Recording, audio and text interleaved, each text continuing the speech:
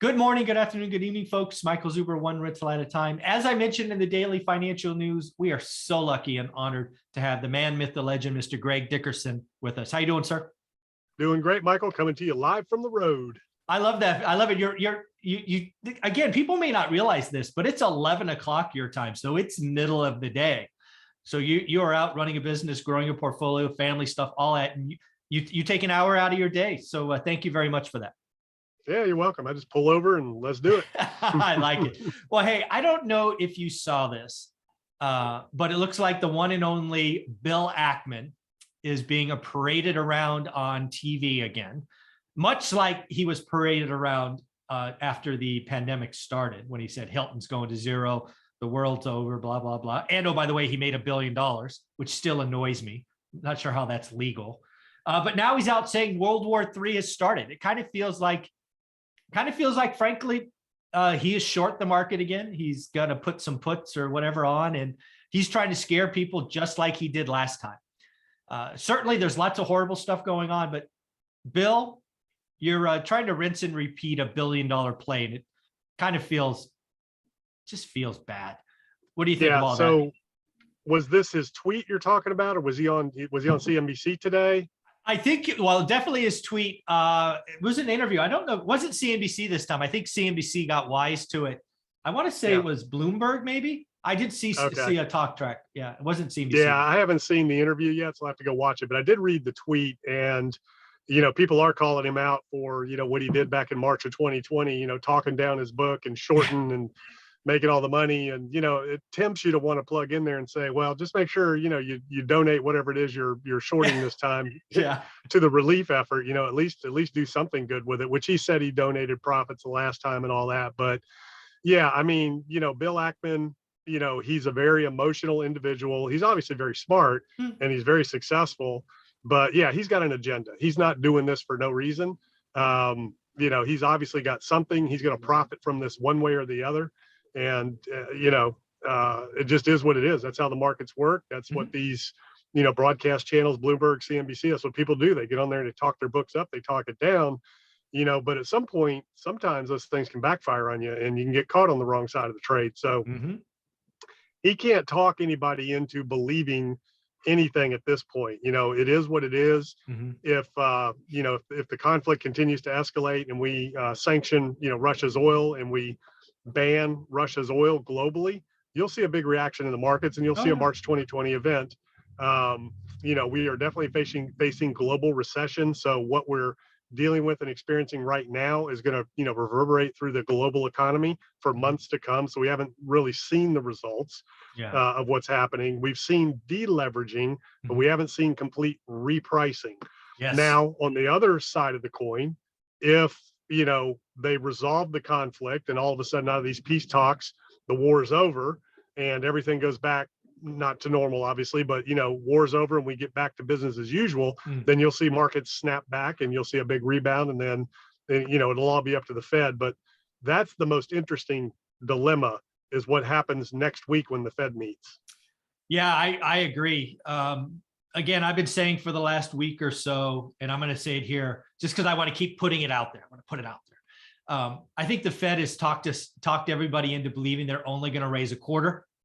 I think Wall Street now believes it. As we've talked about, it went from a 5% chance of a 50 basis point to 25 to 99, back to 10% was the last time I saw. So people are definitely calling for a quarter. My hope is the Fed sees the opportunity to shock Wall Street. I think they need to do a half. I've been saying that for quite a while. I'm not going to stop. And that will force the repricing, right? Like you said, we've had deleveraging. It will force a repricing. It will be uncomfortable. A lot of Wall Street money will get slammed, but maybe we can get through this faster. It's kind of rip the Band-Aid off fast versus, one hair at a time. What do you think? Yeah, it's reversion back to the mean. So a lot of it's going to depend. Obviously, we have big reports coming out this week with CPI and some job reports and things like that. So what's happening is super high inflation. It's only going to get worse, especially if there's a ban on Russian oil. It's going to get really bad, and it's a global thing. It's not going to settle anytime soon. Powell spoke last week and said he still thinks inflation will taper by the end of the year. I think now he's got to backtrack on that. Yeah. There's just no way that's happening. And and they have, a strong job market, more jobs than there are people. They have to still compete for labor. Mhm. Wages are still going up. Companies are still raising prices, limiting supply and production because they're more profitable. So we have all these things that the Fed's looking at. So they got to do something. So what do? Okay, so they raise rates. That's going to shock markets. We're going to, have, repricing and a sell off in the market, limit down like we Mhm. saw back in March of 2020. Yeah. So how does the Fed play this? So one thesis is they go ahead and raise rates. They slap a half a point on it to attack inflation, and then they prop the markets up behind that with purchases. So they can raise rates and continue to flood liquidity into the markets. They can do that Yeah, they because if you could. see right now, there's a huge appetite for treasuries. I mean, treasuries, the 10 years, what, at 1.68, 1.7? Yeah, crazy. It was just 2-1 like 10 days ago. So it's your flight to safety. Everybody wants dollars. Everybody wants treasury notes right now. So the Fed, like you said, is two things. They could take an advantage of to, reduce the balance sheet. But if the markets are tanking, they're not necessarily going to be able to do that. Or they could and, pump that back in some other way. So I think they can do that. I think they can rescue markets at the same time they raise rates potentially, but we'll see if that happens. Yeah. My biggest, because again, I kind of put this out yesterday in my daily financial news, right? I'm just going to walk this through and you tell me where I might be right or wrong, or I'm missing something. So because of what's happening now in Europe, inflation gets worse, at least in the short term. Short term defined as 3 to 6 months. Inflation gets worse, no question. The talk track is the Fed is going to be kind of Ben Bernanke-like, where they raise a quarter point, just slow and steady kind of stuff, which again, that's not going to shock the market. That's what the market expects. Then coming out of this, we're going to see eventually there will be peace. I hope it's today. I hope it's tomorrow. It's probably months from now. But when peace occurs, we will have that snapback rally and spending will go through the roof and demand will go up. And then freaking inflation becomes unhinged. Then Jerome Powell either becomes Paul Volcker, forced to quit, gets fired. We bring in somebody else. Then they raise it a point because they're going to be so far behind the curve. It just doesn't feel right. Wanting that kind of, do you see where I'm coming from? When you say snapback rally, I think you'll see that in the markets, but you're not going to see that in consumer sentiment or spending. You don't think you'll so? see Okay. you'll see that. No, because inflation's real. Oh, yeah. People, oh, yeah. That ain't going anywhere anytime soon. Just because the, conflict ends doesn't end immediately. Gas prices, No. all the other inflation, all the trickle down effect that's going to continue to roll through the economy, because then you have rebuilding and you have all that. Now, Yeah. there will be some boosts, from government spending, to everybody's beefing up defense now. Oh, yeah. Hopefully we will start looking at boosting our own oil production so we don't have to rely on anybody else ever again. Yep. So a lot of those things will continue to boost the economy, but what's the result of that is inflation. So they have to raise rates. But as far as a snapback rally, off to the races and everybody's spending again, I don't think that's going to happen. I think depending on how deep this cuts, people are, cutting back now. And it's changing behavior for a lot of people now based on the immediate effects of what's happening.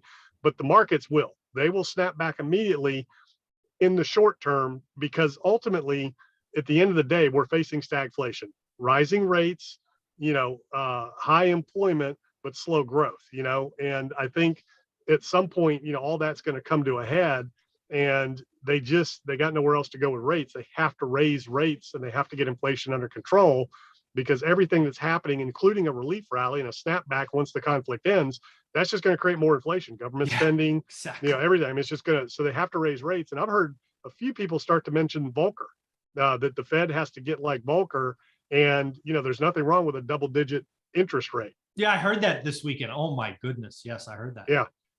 So that that would be interesting. Yeah. Can you imagine what would happen to commercial real estate if debt was now just say 10% when they were counting on it being 2.5%? Woo, that would be painful. Yeah, it would. Yeah, real estate market would collapse overnight if you had 10% interest rates. I mean, literally. Yeah, transaction would go to nothing. Well, the cash buyers, I guess, would still be there, but wow. Yeah.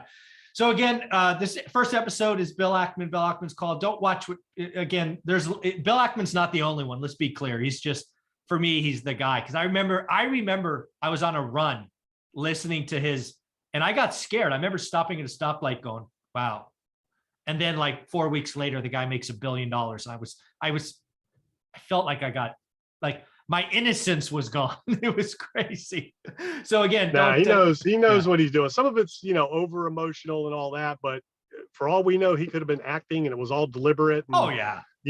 I mean, to come out and say the world was ending and all that. Now, I mean, obviously the potential for global conflict and World War III. I mean, it's every day that goes by is one day you're closer to that potential. Yeah. Yeah, for sure. So, and I think everybody knows it and everybody is snapping up right now. And everybody also knows you can't let Putin get away with this. You can't let him bully the rest of the world. You got to stop it. Yeah. So how do you stop that without the entire world getting involved? It's very tricky and very difficult in that sense. So sure, Ackman's going to get out there and try to dramatize and profit off of this one way or the other. And that's the way the system works, right? That's just how it's structured, set up, and you can't blame him. That's how it works. Yeah. Well, I hope peace breaks out as soon as I post this video and he loses $1 billion, because I hope he's on the wrong side of the trade. That's just me. Karma's a B word. So I hope it bites him this time. Greg, how can people find you? Yep. GregDickerson.com. That's where all my info is. YouTube podcast. Go check it out. Thanks, buddy.